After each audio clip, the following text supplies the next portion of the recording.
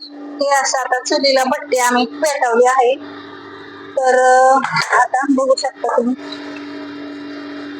चुला अशी पेटवायची. असं स्वच्छ बघूलं पातेले असं झाकून घासून घेतले आणि ते आता ह्याच्यावर ठेवते. ते काळ म्हणतात तर काळ हे चुलीवरचं काळ असत असत. ती का लागा नाही ह्याला नाहीच का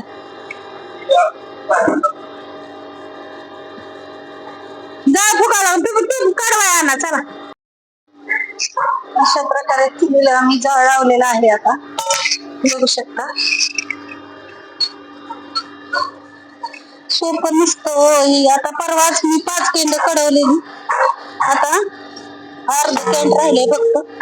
आणि तुम्ही म्हणता हे काय सगळं काम आहे ते कष्टाचं काम आहे. सगळं करावं लागतं पण कष्टाने करावं लागते. काय करणार, कारण क्वालिटी पण तशीच आहे तुम्हाला तर माहिती. आता बघू शकता तुम्ही, थोडासा कॅमेरा मागे दे.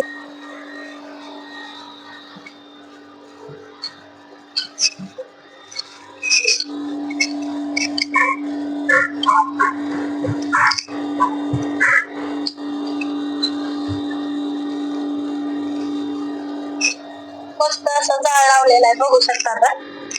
आणि इथं पेटलेलं आहे इकडे.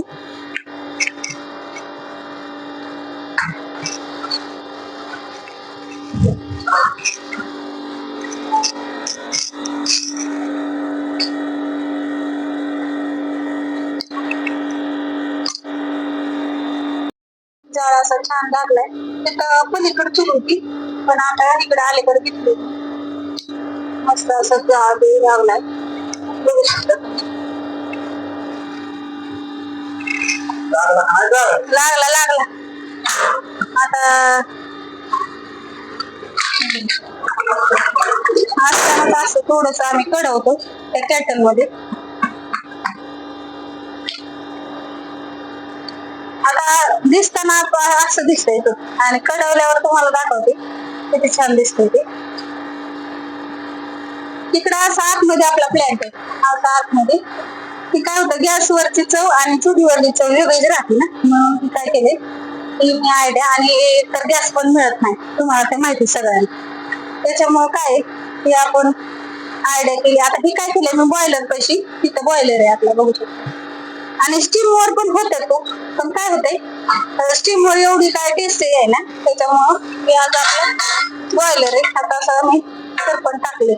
हे वेगळं चाललंय कारण आत खवा चाललाय आणि आतमध्ये खवा चालून हे काय केलंय मी असं चुलीवरचं तूप एकदम छान असं गावरान पद्धत. तुम्हाला तर माहिती की पाठीला तुम्ही म्हणता काळं का म्हणून नाही, तर काय होतंय ते दरवेळेस 1-2 दिवसाच लाच कढवावं लागते. रात्री पुण्याचे एक दादा आलते, त्यांनी जवळजवळ 40-45 किलो तूप नेलंय आपलं. आणि हे काय होतंय, आणि इकडे बघा खवा पण चाललाय कसा करायचा आहे कला पण. आणि मस्त असं चाललंय आपलं वाऱ्याने काय होतंय, आणि तिकडे पण चाललंय बघा मस्त असं चाललेलं.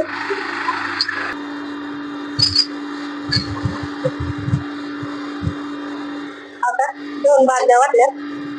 आता ते केंड धुवायचं, सकाळचे केंड धुवून पॅकिंग करून आता गाळायचं. बघूयात आपण आता.